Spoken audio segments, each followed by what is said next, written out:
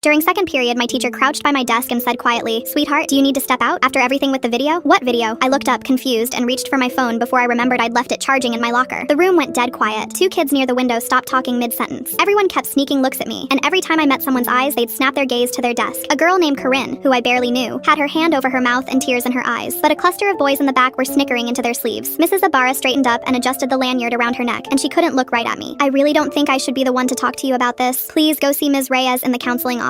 My pulse started slamming because whatever this was, it had my teacher handling me like I might shatter. I grabbed my bag and left without a pass. I needed my best friend Danielle immediately. She was in a class 2 doors down. I knocked on the window and pointed at her. Her teacher looked at me with that same wide, careful, sorrowful face and waved her out without a word. That's when I knew it was serious. Teachers never let you walk out like that. The second the door closed behind us, Danielle wrapped me in a hug so tight it hurt. "I'm so sorry. I'm so sorry this is happening." I started crying without understanding why. My best friend was holding me like something had ended. "Please just tell me what people are saying." She shook her head into my shoulder. "I think you should go home." She was crying too now, which made everything worse. We walked toward the office together and I told the front desk I needed to sign out. The secretary took one look at me and slid the clipboard over without a single question. No parent call, no verification. While I was writing my name, I noticed someone at the far counter filling out forms in a rumpled polo shirt. My Uncle Deshawn. He lived 2 hours away. "Uncle Deshawn?" I walked over, bewildered. He turned and his face crumpled the instant he saw me. He pulled me into a hug so hard my feet nearly left the floor. "Oh baby, why are you out of class? Nobody could find you. Everyone keeps talking about some video and won't tell me anything." Mrs. Ibarra asked if I needed to leave. "What is going on?" The words came out in pieces between sobs. He pulled back and studied my face, and I watched him make a decision I could see cost him something. He led me into the empty conference room and shut the door. He sat down across from me and took both my hands in his. "There's no soft way to do this, sweetheart. There was a fire at the house Saturday night." My whole body went cold. Saturday. It was Wednesday. I'd been at my cousin's lake cabin since Friday for the long weekend. My mom had texted Sunday saying to stay the extra days, that things were hectic at home. I thought she meant work. But what does that have to do with a video? What are people saying about me? He squeezed my hands and his voice broke apart. "It was your brother, baby. Marcus. He didn't get out." The room tilted sideways. Marcus was 14. He'd stayed home that weekend because he had a robotics competition Monday. He'd texted me a picture of his robot Friday night with the caption "State Champs incoming." "Please," I whispered, even though every part of me had already stopped wanting to know. "Please just tell me what the rumor is." He looked physically ill having to say it. A neighbor was filming the house. Firefighters were still trying to reach the second floor. And in the video, you can see Marcus at his window for a few seconds, banging on the glass, before he stopped. He couldn't. Somebody posted it. It's been going around the whole school since this morning. That's what they've been watching. That's why everyone— I didn't hear the rest. I was already up, already out of the chair, already through the door. I don't remember the hallway. I don't remember getting to the parking lot. I remember Danielle catching me by the car,